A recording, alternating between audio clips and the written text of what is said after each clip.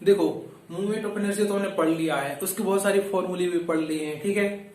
तो उसका बेसिक सा जो फॉर्मूला हमने पढ़ा है वो क्या होता है, I is equal to m1r1 square plus m2r2 square up to date is क्या हो जाएंगे mn तक स्क्वायर हो जाएंगे, ठीक है। यहाँ पे तुम्हारे साथ ये बॉडी है, ठीक है, वही बॉडी जिसकी पार्टिकल्स हैं।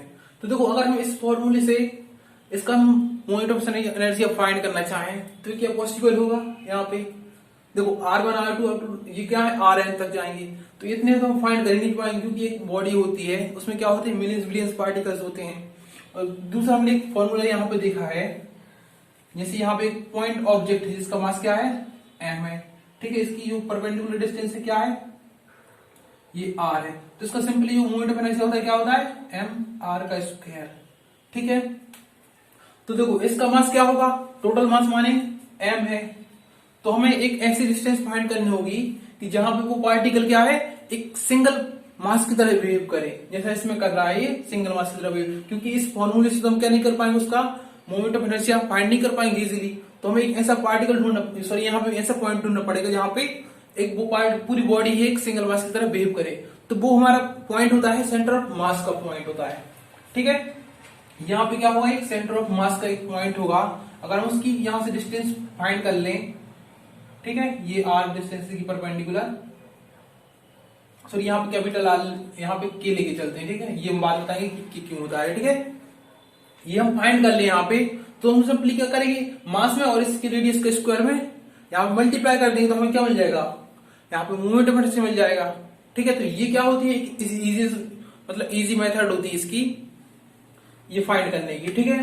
तो जो हम डिस्टेंस यहाँ से सेंटर ऑफ मास से फाइंड करते हैं, इसी रेडियस को हम बोलते हैं रेडियस ऑफ जायरेशन, ठीक है। और इस कंडीशन में जो मोमेंट ऑफ इनर्शिया निकल के आएगा वो जस्ट इसके ही इक्वल होगा, ठीक है। तो बेसिकली इसका यूज क्यों किया जाता है, देखो अगर हमें कोई भी एक बॉडी दे दी तुम्हारे यहाँ पे रोटेट कर रही कोई बॉडी, ज्यादातर जो यूनिवर्स की बॉडी होती है वो स्फेरिकल होती है, ठीक है। लेकिन मान लीजिए यहाँ पे कोई बॉडी एक स्फेरिकल है, ठीक है, यहाँ पे क्या कर रही है इस एक्सिस के अराउंड यहाँ पे रोटेट कर रही है, ठीक है। अगर हम या इस फॉर्मूले से इसका मूवमेंट ऑफ इनर्शिया फाइंड करना चाहे तो भी नहीं कर पाएंगे क्योंकि ये बॉडी फिर क्या है यहाँ पे मिलियंस बिलियंस पार्टिकल से मिलकर बनी है, ठीक है। और अगर स्फेरिकल है ये बॉडी तो हम क्या कर सकते हैं, इसका सेंटर ऑफ मास बहुत इजीली फाइंड कर सकते हैं, ठीक है। अब सेंटर ऑफ मास हमारा फाइंड हो गया और सेंटर ऑफ मास के हम क्या करेंगे, यहाँ पे परपेंडिकुलर डिस्टेंस फाइंड करेंगे और डायरेक्टली हम उसका मास और यहाँ पे स्क्वायर करके इसका मल्टीप्लाई कर देंगे तो हमें क्या मिल जाएगा उसका मोमेंट ऑफ इनर्शिया। तो ये क्या होती है, बहुत इजी मेथड होती है, इसलिए इसको हम देखो ये क्या होता है, जो सेंटर ऑफ मास इसकी परपेंडिकुलर डिस्टेंस होती है इसी को क्या बोलते हैं हम रेडियस ऑफ जायरेशन, ठीक है। ये हो जाएगी हमारी क्या रेडियस ऑफ जायरेशन। तो इसको हम मैथमेटिकली क्या बोलते हैं कि एक पॉइंट होता है कोई भी बॉडी के अंदर, ठीक है, उसके अराउंड हम उस पॉइंट से उसकी परपेंडिकुलर डिस्टेंस लेके उस एक्सिस के अराउंड उसका मूवमेंट और एनर्जी फाइंड करें तो वो किसके इक्वल होता है, जस्ट इस वाली इक्वल होता है जो कि हमने बेसिक फॉर्मूले से यहाँ पे फाइंड किया होता है, ठीक है। तो इसे क्या बोलते हैं हम रेडियस ऑफ जायरेशन, दोनों के क्या होते हैं दोनों में इक्वल हो जाएंगे मोमेंट ऑफ इनर्शिया।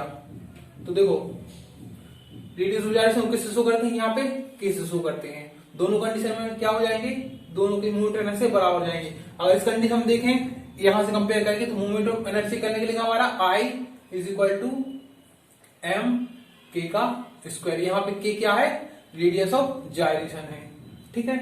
अब हमें अगर k की वैल्यू फाइंड करनी हो तो हम कैसे करेंगे, यहाँ इस फॉर्मूले की वजह से ये हो जाएगा हमारा k is equal to I divide by m root में, ठीक है। ये है क्या रेडियस ऑफ जायरेशन, ठीक है।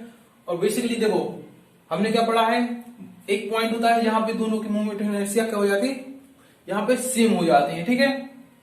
तो पहले हम क्या निकाल रहे थे, बहुत सारे पार्टिकल लेके निकाल रहे थे मूवमेंट ऑफ इनर्शिया यहाँ पे, ठीक है।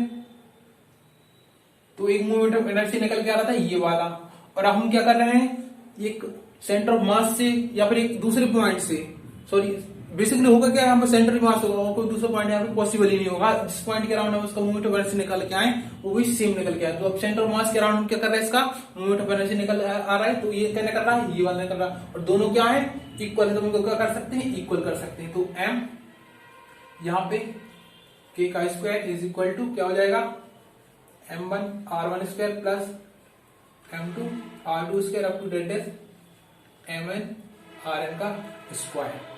ठीक है, तो यहाँ पे हम सिंपली के की वैल्यू निकालेंगे तो क्या होगा, ये एम हमारा डिवाइड हो चला जाएगा और के का क्या हो जाएगा, यहाँ पर रूट हो जाएगा।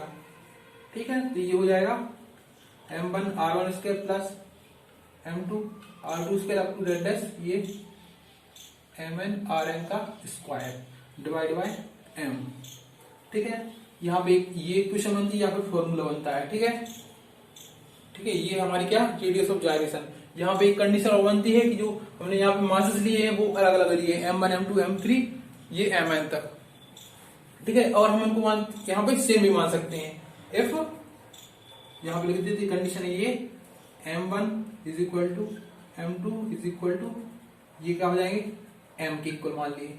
ठीक है, तो यहाँ पे बेसिकली क्या हो जाएगा कि इज इक्वल टू यहीं भी पुट कर देते हम, क्या होगा यहाँ पे m r1 square plus m r2 square up to date m rn का स्क्वायर।